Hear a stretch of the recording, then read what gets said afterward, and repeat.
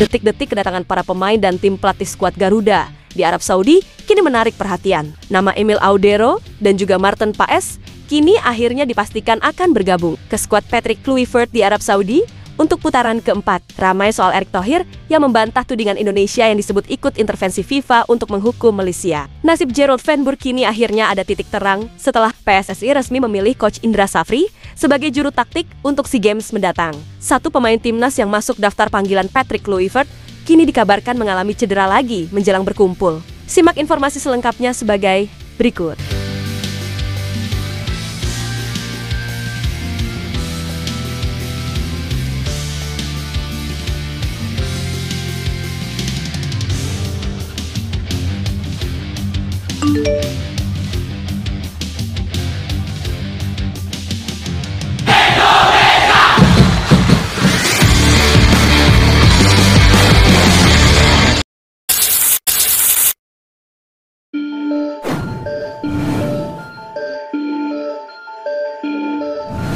Ketua Badan Tim Nasional yaitu Sumarji kini memberikan angin segar soal penjaga gawang skuad Garuda di putaran keempat mendatang. Ia memastikan bahwa Emil Audero dan juga Maarten Paes tidak mengalami cedera serius dan tetap bisa bergabung ke timnas Indonesia di Arab Saudi nanti. Kata Sumarji, hingga kini ia tidak mendapatkan laporan bahwa Emil Audero dan Maarten Paes cedera serius, di mana kedua pemain itu juga disebut bisa memenuhi panggilan skuad Garuda. Laporan yang kami BTN terima, tidak ada cedera serius untuk pemain yang bersangkutan, jelas Sumarji. Sampai sejauh ini, kami tidak mendapat laporan bahwa pemain yang bersangkutan cedera serius. Keduanya bisa bergabung dengan timnas Indonesia, ujarnya menambahkan. Ya, sebelumnya Maarten Paes dikhawatirkan tidak akan bisa bergabung ke timnas Indonesia untuk putaran keempat ini. Bahkan, sosok Maarten Paes sempat tidak masuk ke dalam daftar susunan pemain FC Dallas di 6 laga terakhirnya. Situasi ini yang membuat publik khawatir soal Maarten Paes tidak bisa bergabung ke Arab Saudi. Sedangkan Emil Audero baru-baru ini disebut sempat mengalami cedera di saat pemanasan sebelum laga Como versus Cremonese. Sejumlah media di Italia pun menyebutkan bahwa Emil akan absen hingga 2 pekan, di mana di waktu itu juga skuad Patrick Kluivert juga akan menjalani 2 pertandingan penting, dan kedua pertandingan tersebut juga membutuhkan jasanya, di mana kedua lawan yang akan dihadapi nanti adalah skuad tim tuan rumah Arab Saudi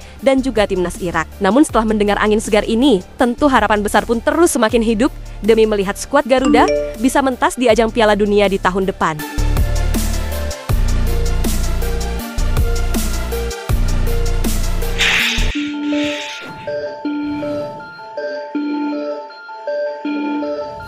Rombongan keberangkatan timnas Indonesia menuju ke Arab Saudi kini sudah dimulai, di mana rombongan tersebut terbagi menjadi beberapa kloter. Mulai dari tim ofisial yang menjadi gerbong pertama yang terbang ke venue putaran keempat ini, ya timnas Indonesia akan berjuang di putaran keempat kualifikasi Piala Dunia dengan melawan Arab Saudi dan juga Irak, di mana 2 laga itu akan dimainkan oleh skuad Garuda di King Abdullah Sport City Stadium di Jeddah. Guna mematangkan persiapan, timnas Indonesia pun berangkat lebih cepat menuju ke Arab Saudi, di mana skuad Garuda akan menjalani pemusatan latihan meskipun hanya beberapa hari. Hal itu sekaligus waktu untuk beradaptasi dengan kondisi cuaca, salah satunya di sana. Ya, langkah PSSI ini juga sudah didukung oleh L-League selaku operator kompetisi, dengan menunda rangkaian pertandingan di pekan ke-8 Super League di musim ini, di mana pekan yang sedianya akan digelar pada 2-5 Oktober menjadi akhir Desember mendatang. Manajer timnas Indonesia yaitu Sumarji pun mengungkapkan bahwa para pemain Super League pun akan berangkat terlebih dahulu, yaitu pada 2 Oktober ini dari Jakarta. Ya, jadi para pemain yang bermain di Liga kita itu berangkat tanggal 2 Oktober. Nanti kan sampainya 3 Oktober ya, kata Sumarji. Ya, pemain timnas Indonesia yang berkarier di dalam negeri tercatat ada 12 nama pemain, di mana Persib Bandung menjadi yang terbanyak, yaitu dengan 4 pemain, yakni Tom Hay, Mark Locke, Eliano Renders dan juga Beckham Putra. Sementara untuk pemain yang berkarier di luar negeri, Sumarji mengaku belum bisa memastikan kapan mereka akan bergabung, akan tetapi hal itu diupayakan secepatnya. Nanti saya akan cek lagi ya, singkat Sumarji. Ya, sebagai informasi bahwa ternyata para pemain Super League ini bukanlah rombongan timnas Indonesia pertama yang berangkat ke Arab Saudi, melainkan para ofisial skuad Garuda lah yang dikabarkan menjadi kloter pertama. Hal ini diungkapkan oleh akun Instagram pemain ke-12, di mana informasi tersebut diperoleh berdasarkan unggahan Tegar Diokta yang merupakan salah satu ofisial timnas Indonesia. Perjuangan dimulai, ofisial timnas Indonesia berangkat terlebih dahulu menuju Arab Saudi. Safe flight abang-abang, tulis akun tersebut menyertakan foto para ofisial skuad Garuda. Yang menariknya, kedua asisten pelatih timnas Indonesia yaitu Alex Pastor dan juga Denny Lanzaat juga sudah menuju ke Arab Saudi, di mana keduanya membagikan momen keberangkatannya melalui akun Instagramnya masing-masing. Ya, dalam hal ini tentu menarik menantikan para pemain skuad Garuda tiba dan berkumpul di Arab Saudi. Hal ini dikarenakan adalah momentum penting untuk mencapai tujuan bersama, yaitu untuk lolos ke Piala Dunia 2026 mendatang.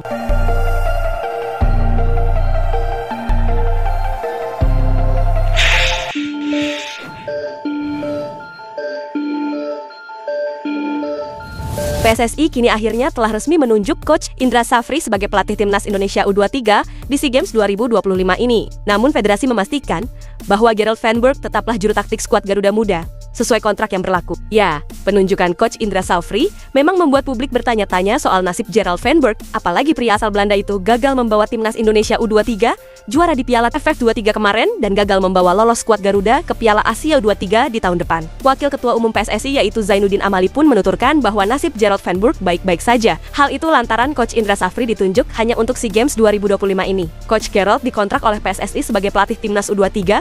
Jadi itu tetap, ungkap Zainuddin Amali. Nasibnya tetap sampai dengan berakhirnya kontrak, pungkas mantan Menpora tersebut. Ya, PSSI tidak menunjuk Gerald Van Burg bukan karena kinerjanya di Timnas Indonesia U23 tidak bagus. Hal itu melainkan kata Amali. Ajang SEA Games memiliki atmosfer yang berbeda. Kemudian juga, publik memiliki harapan tinggi agar Timnas Indonesia U23 bisa mempertahankan medali emas. Karena itulah PSSI kembali mempercayai Coach Indra Safri sebagai nakhoda skuad Garuda Muda. Diharapkan, ia bisa kembali menyumbang medali emas seperti pada edisi sebelumnya. SEA Games ini sangat berbeda nuansa dan atmosfernya. Dan publik sangat berharap betul tentang kembalinya medali emas lagi. Itulah salah satu pertimbangan dari PSSI. Ya sudah, kami kembali lagi ke si penghasil emas. Kami panggil Coach Indra Safri. Jelas Amali.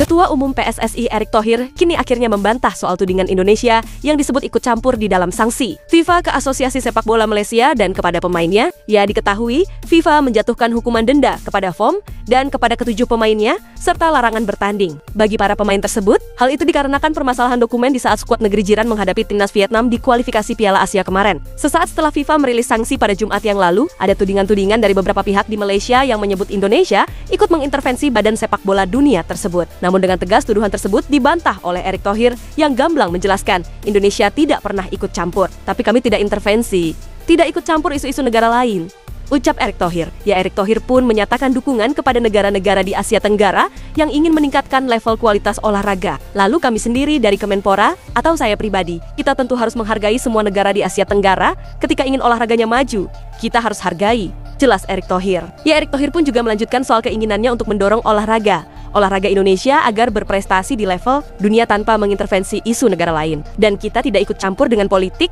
atau kebijakan masing-masing negara. Tapi mohon maaf, kalau kami di Indonesia ingin olahraganya maju, ingin sepak bolanya bagus, ingin bulu tangkisnya bagus, pencak silatnya mendunia, olahraga kita ingin maju, ya kita harus lakukan itu. Tapi kami tidak intervensi, tidak ikut campur isu-isu negara lain, ucap Erick Thohir.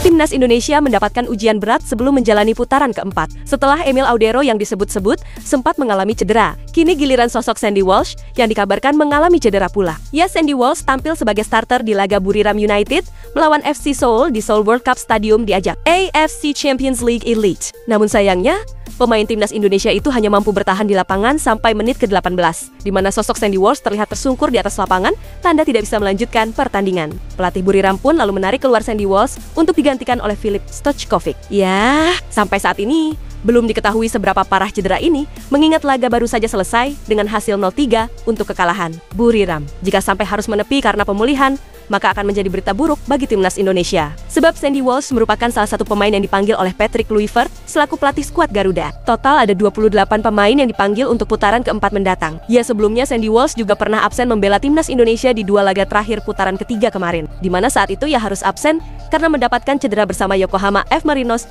di akhir Mei 2025 ini. Namun sampai di sini semoga saja kondisi Sandy Walsh tidak mengalami cedera serius. Mengingat tenaganya saat ini sangat dibutuhkan bagi pihak klub maupun bagi skuad Garuda yang saat ini tengah berjuang untuk bisa lolos ke Piala Dunia di tahun depan. Itulah ulasan terkini hangat dan menarik yang dapat kami sajikan hari ini. Jangan lupa dukung terus tim Merah Putih di channel ini dan salam olahraga.